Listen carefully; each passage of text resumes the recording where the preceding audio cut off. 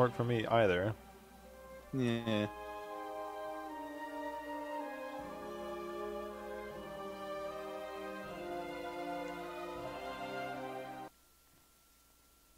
Yes, I can. Oh, that's loud. I can bring back the official music here. I never have to tell you, Tetcher, be ready. You're about to be on camera. You're always ready. I'm always ready. Which is a shame because you can't see my newest purchase, which just arrived just now. Is it a fedora? No, I do own one though, due to being an extra armor student. No, my Roll20 jersey just arrived. Oh! So I'm wearing that now. All right, well, let's find out. Nope. Still wearing a suit with a green shirt. I think you just debated everybody. Just Photoshop a Roll20 logo onto me. It'll be fine. No problem. No Gives problem. the idea. Can you actually do that? Working on it right now. It's the joy of It's the joy of only casting China and Europe. America and Korea, I can be super biased about until globals come around. And I'm not casting BlizzCon, so I can be super biased. So yay! I'm allowed to be biased about a team. Now, when you say Photoshop... Okay, just click and drag of logo, I assume. Maybe.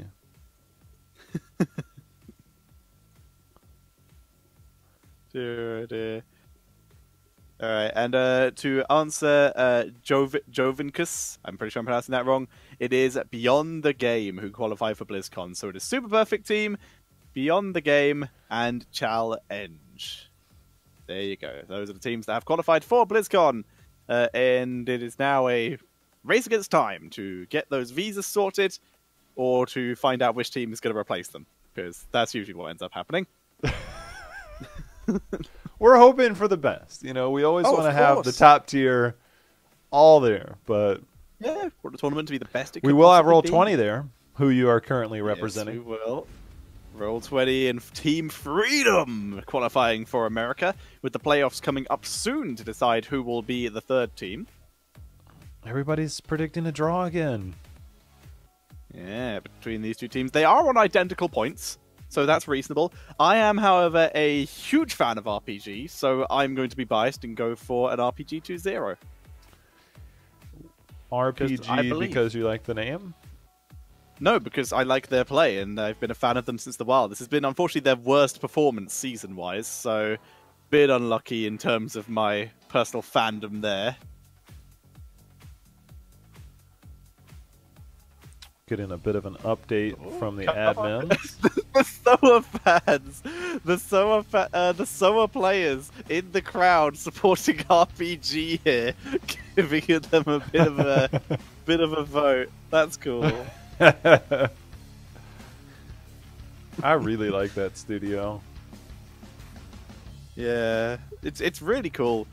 So I assume if you're looking at the chat, I believe only one team gets relegated. I might be wrong.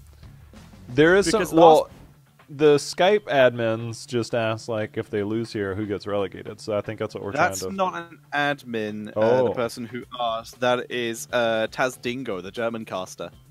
Oh, so same. Caster asking. But yeah, I believe it's only one team gets relegated. The only reason we had two last time is because of yeah, the only reason we had two last time is because E-Star disbanded. Might be wrong. Might be wrong. We will see. As we saw RPG there, Infinity as the key player here. Legendary Li Ming brings out a little Chromie. Very versatile flex player for the team. As you can see here, supports, mages, assassins, give him everything. Very scary Gul'dan, as you see here. Gul'dan's a scary character. So very true. Very fitting. The fact that they took that fight right there with the Punisher, I think, is absolutely terrifying. Yes, it is. They're a terrifying team. They'll be leaving here as well, dropping the poke damage, getting themselves some kills. But they're a very, very strong team. And the answer, why no Fnatic? I do actually own a Fnatic top as well. It's all good. Dignitas is next on my list of buys. Basically, I'm going to try and own everything. That's the idea. But I need to be paid for that. Money does help. Good. Money does help. Very true. Very true indeed. And here is a KT banner being shown. And they will be playing against the RPG here. Like we said, very, very aggressive team. And it's the other team with an ex-caster on it. Genshuo, ex-caster here from last phase, coming into play this time. But we already have one of the teams with a caster on it in relegation, Hot's Lady. Is there a chance that both the caster teams could get relegated, thus killing the reputation and the authenticity of casters for all eternity? Outside of Duck-Duck. Hold on, I gotta hit stop stream real quick. Oh, okay. I can't witness it. You can't witness it. If it doesn't get seen, then it never happened. Exactly. Like it's fine. We have Duck-Duck in Korea, so he's carrying the torch for casters. So we're all good there. We have someone to put our faith in. But right now, Genshuo and his crew of KT, they're going up against RPG, who have been legends for a very long time. Here's the Butcher, one of the scariest Stitches players, and one of the only players who actually still willingly picks Stitches more often than not. So much so that it's consistently banned against him. See him obviously getting the gorge there during the Malthael Tormented Souls, making sure to control a little bit there. Didn't get to see how it played out, but obviously knows his role, knows what he's doing, as we can see. Some KT we've got a couple fans KT as well. fans. All right, it's oh no, that's beyond the game. So we have Soa rooting for RPG, beyond the game rooting for KT. So we got a little bit of a split there in the pro teams here. Wow, all right. You're an RP, so if you're for RPG, then I guess I have to naturally take the other side. You do indeed. Here you can see the difference, the tale of the tape. Overall, most of the stats are relatively even, but the KDA slightly higher for RPG due to a lower death count. Always looks good in that regard. I'm not 100% sure how they're calculating this. 11.8 KDA. If it's... Yeah, I'm not even going to go into the math for reasons, but either way, we can see the previous history of their matchups here. Yeah, you can see here that RPG, they have managed to take a draw. In fact, both teams managed to take a draw against our #1 team. Already going to BlizzCon as a #1 seed, super perfect team. Somehow, they were able to achieve this. RPG, though, they did lose. Currently the second team in the form of CE. It's a consistent thing for RPG. They'll lose and gain draws against, like, Hot's Lady and some of the worst teams. They're the only team who lost a map to Wukong Gaming last phase, the only team. But second they play against a really strong team like CE or SPT, they suddenly turn it up. It's like the stronger their opponent, the better they play. And there are several teams that are out there that are like that in the history of Heroes, is that you play to the level of your competition, and some of the top teams will play down to the level of their competition. But we'll see how they play out here, as KT has picked Brax's Holdout to start us off. First practice of the day, and this is a KT favorite. They do like going to it. RPG, a lot of experience on the map though, due to the fact that CE kept dragging them to it 2 phases ago, as it used to be the CE favorite map. And you can see there, 2-1 for RPG, 2-0 for KT. Ooh. 2 winning teams here on Brax's Holdout. We'll see how it plays out. Alright, so we also have a breakdown by the looks of it there. Kills count as 1, all assists count as half. There you go. And they're compared to that of the death count. That makes sense. I think the hard part that I have there is simply that, like, how many people are around. Because assists, everybody can get an assist if you're there, so it bases it on kill participation. True, but that's just a thing with heroes in general. Downs and assists are really important. And like I told you, Butcher, he is deserving of that Stitches ban. He is really good on the hero. How have we been on Garrosh picks? I love Garrosh on Braxis. I love it where control points are favored, and then there's small retreat points early in the game, and even late game when you have to forcibly stand on a point. Do we have many Garrosh players yet in China? We have several Garrosh players. I'm not entirely sure that we have too many on. I'm not entirely sure that we have too many on KT. RPG have definitely played it. Wang has brought out the Garrosh at least once. It didn't do well. Let me see. KT have Garrosh. They have played Garrosh, so it is definitely possible here. He's currently 0-1, so 0 wins there. Let's check RPGs. RPG, Garrosh. No, RPG haven't played Garrosh. I got it the wrong way around. We'll see if they bust it out here. I want to see a Morales pick. I would like a Morales pick. If they were playing on the live patch on Monday, which obviously we assume they're on a tournament server today because of the patch yesterday. But on Monday they were playing on the patch, which was the Morales patch to where her energy... Wait, her energy was on that patch, right? It was on the balance patch from last week. I believe so. So I would love to see a Morales pickup. It depends, it depends on your comfort and where you lie, and obviously the other team's drafts. But I'd love to see a good Morales pick. As would I, and it's not been out of the question for RPG to pick, but it's still not too often. Instead, they're going with a Genji first pick, getting in that hero for, I believe this would be an Infinity hero, which he is very, very solid on. KT, they also haven't picked Morales recently, I don't think, but it has happened in HGC China. Both of them have picked it in the past. HGC? You can keep trying. HGC? HGC. I'm used to casting when it's dark out and then going to bed. Now I'm casting when it's dark out, now the sun's coming out. Yeah, you're going to have a good day today. You have to tank through it and just stay awake the entire day. I feel good. I feel good so far. Yeah, it's good. You can stay up for Open Division. It'll be all good. So, have Uther and Valor coming in here.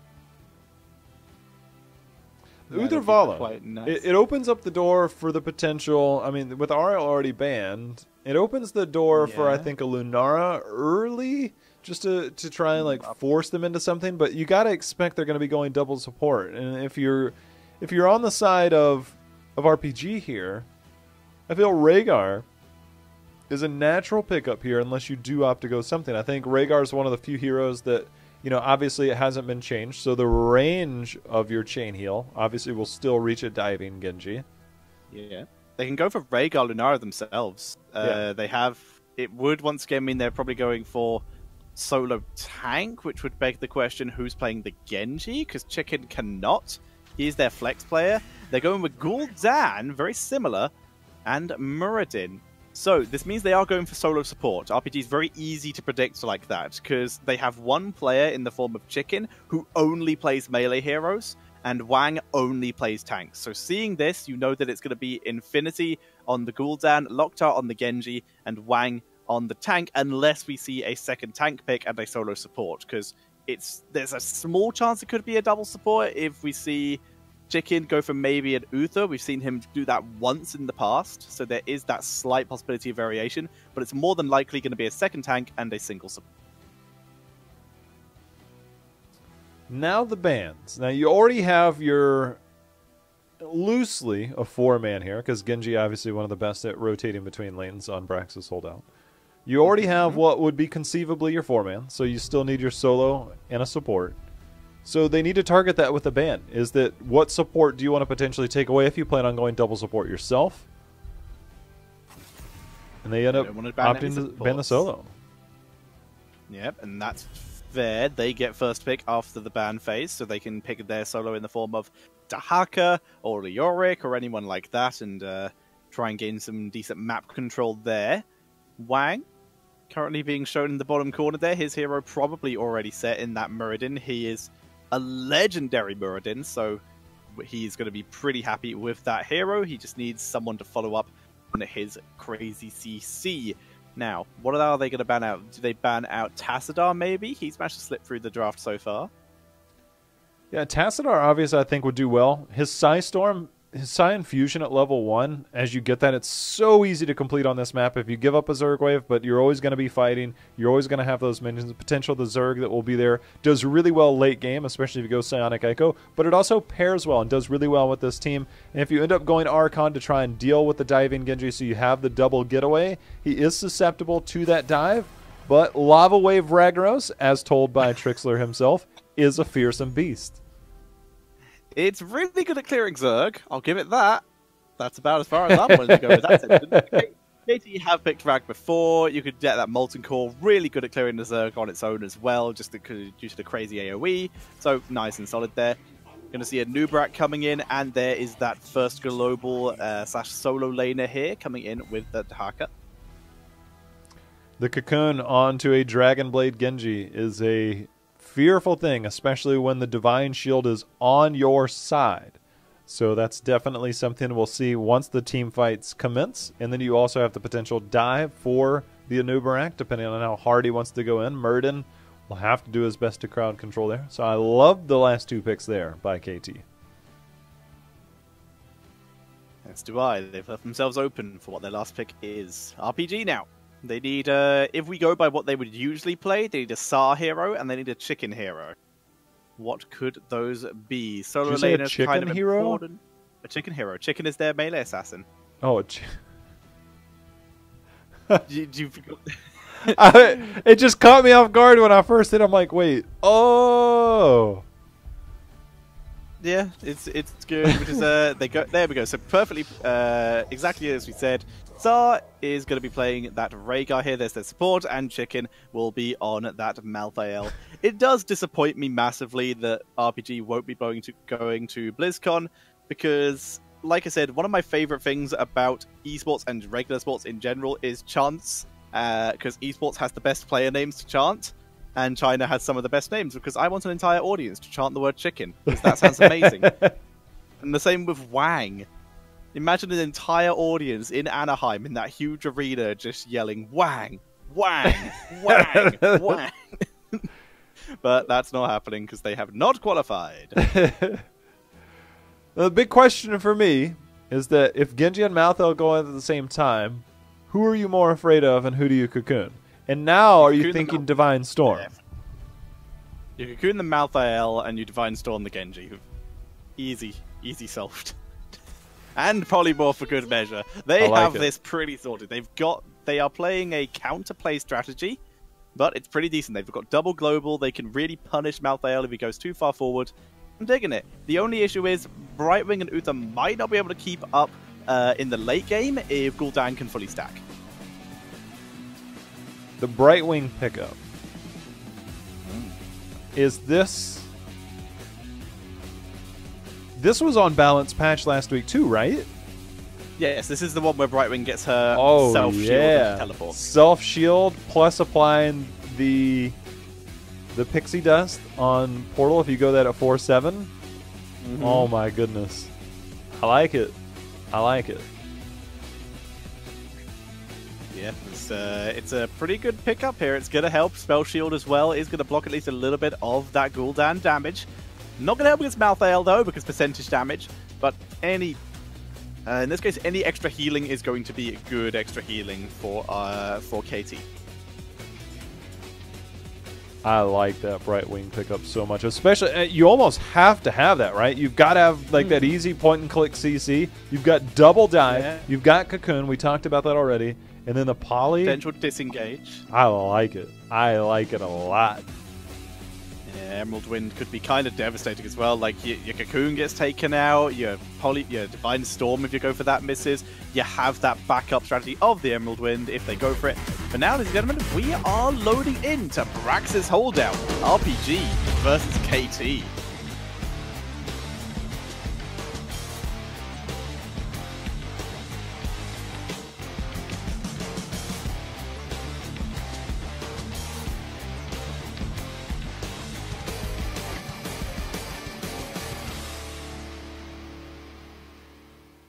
Alright, ladies and gentlemen, welcome to Braxis Holdout with RPG on the left, Chicken playing the Malthael, Wang on the Muradin, Sar on the Rhaegar, Infinity playing Gul'dan, and Loktar is playing Genji.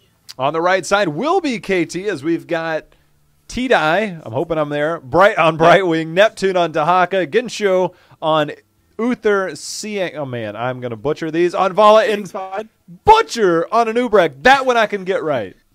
Hooray! It's also maximum confusion because people who don't know China keep coming in, and I say, and it looks like Butcher's been able to drop the sun there. Like, what? Tetra, what are you talking about? That's not Butcher, that's a Nubarak. I know, that's his name.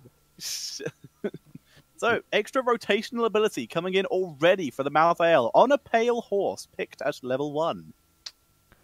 Extra 20% on the mount speed. I'm not sure how I feel about that.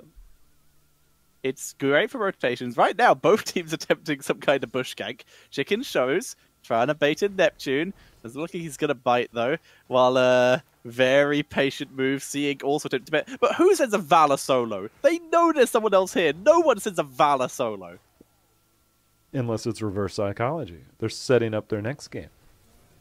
Very true. Very They're going to run Valor solo. C-Ink? Genius. Am I getting it? C-Ink, yeah. C-Ink. C-Ink? Yeah. C-Ink. C-Ink. C-Ink, Gentro. What was the other one you were struggling with? T-Die? Yep, you got them all right in the intro. So, well done. Dude, Illidan's screaming at me right now. Here comes a huge move on Infinity. And he's able to get out. Infinity. That's the thing. That's the glorious thing about Gul'dan is that you can kind of get heals over time, and then when somebody gets close enough, you hit W. Hearth for nothing. Don't have to Hearth if you're Gul'dan. Question. Hopefully we get to see it again. Is that one of the Heroes of the Dawn banners that Malthael is riding? I thought I saw a Fnatic logo underneath him. I might be wrong, but I thought I saw a thing. We'll see. Look at it. Look, go down. Camera down, please. Show that does look like one of the quote-unquote start. championship banners, I believe is what they call it. Yeah, the Heroes of the Dawn ones. You see Genji coming in again. Going to drop some poke onto Butcher. They're going to try and capture the beacon, but Butcher front-lining like a beast. Needs some healing, though. Brightwing and Uther both available. Trying to zone out Sar as well, but Infinity getting some help. Gets chunked by Valor, though. Early channel will be negated here, but not before 24% has been obtained for RPG. And Chicken going in on Dahak, and that's one matchup that Malthael has no problems with. I imagine as a Nubarak's going up there. Get hit by Q. But they went Z-build for Brightwing, so you can actually rotate a little bit quicker now that you've got more cooldown reduction on that. So I wouldn't be surprised if we might see some early gank potentials there.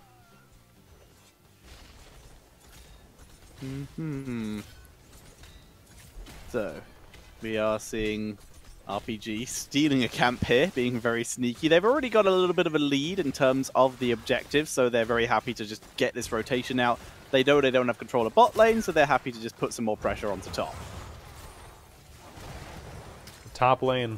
I mean, I'm a bit surprised with the Gul'dan. You have really good wave clear, but without the numbers there, and when you're missing Murden and Genji, it makes it very difficult to step out and defend. So they lost an entire wall just for that camp. They get a bit more in terms of the channel, but was it worth it? I mean, you find yourself down in those structures. You do get a little bit.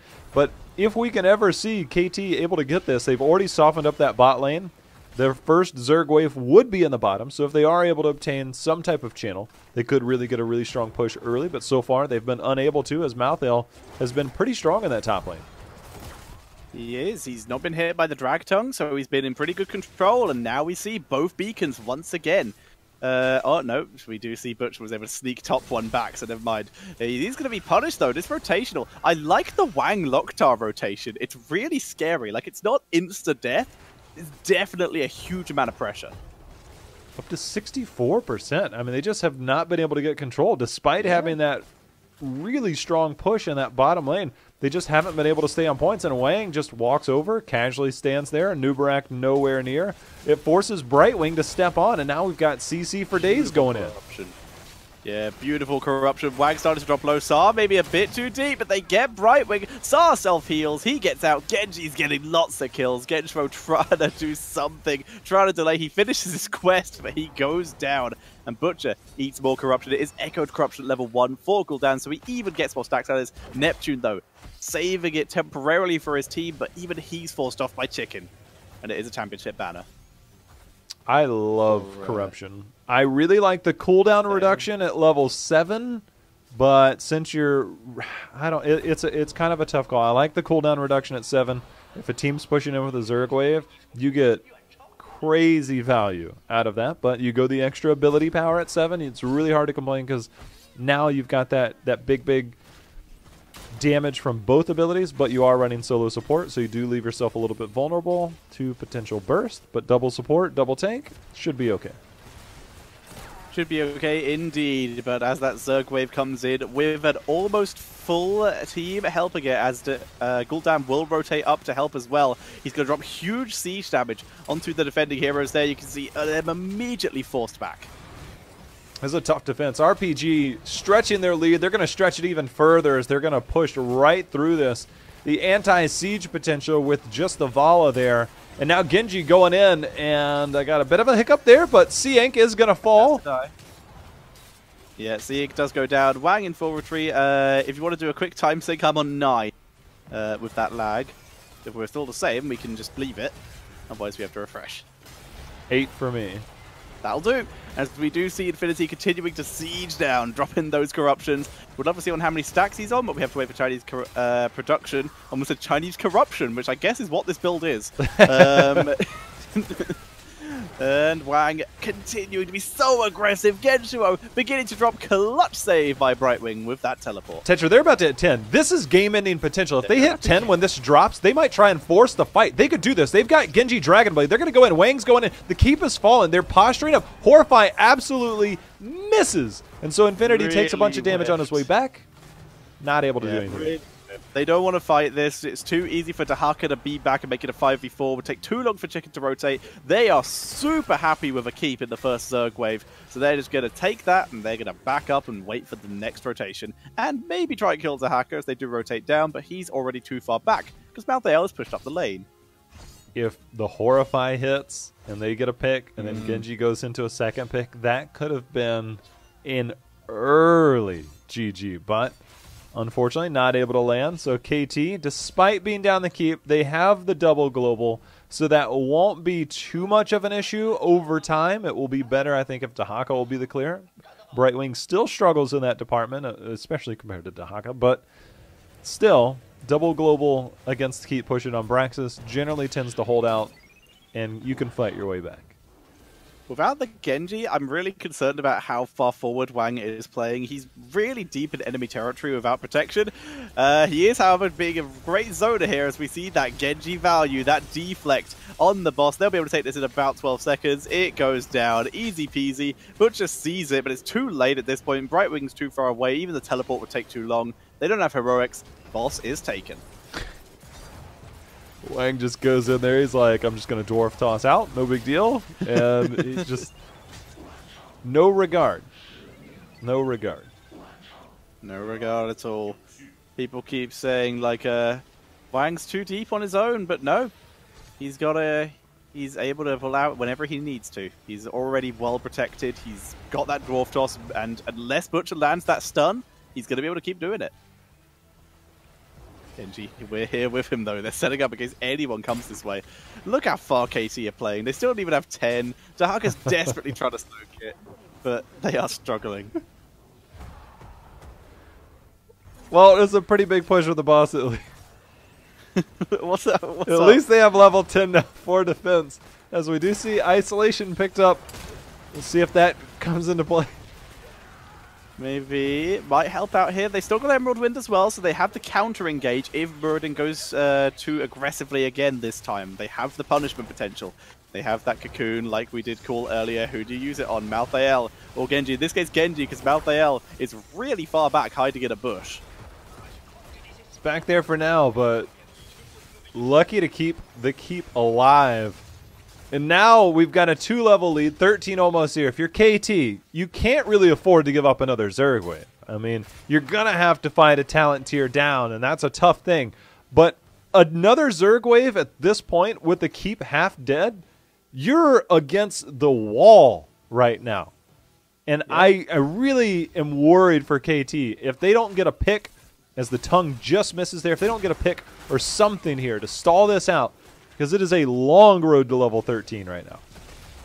It is a very long road as Wang moves in aggressively, popping that avatar. He is trying to body block Neptune here, and he's doing a good job. The slows prevents him from dark swarming through. The Horrify completely splitting the team. They're trying to focus T-Die, and T-Die gets taken out. They haven't even got the big heroics out yet, as Genji still waiting to go in. There it comes, the Dragon Blade out, the instant cocoon, dear. but now all of a sudden, Malthael going in. There's going to be the 5th to fall. The cocoon will pop. Catapults will be encore. They're channeling the Zerg Wave.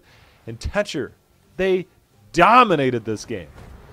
They really did, and we see RPG moving on to the core. The timers are low. There is a very small chance they could defend this, but it ain't happening. Core's going down. Right, we would have to move in, and everyone with the entire team here. That's going to be GG. Catapults on the core as well. Wang gets licked, but it's too late, and we see game number 1 going over to RPG. That was brutal. Savage. Wrecked. We miss you, Red Eye. Come back to us. But yeah, super well played by RPG. So are in the crowd, still cheering them on. And this is the thing, though.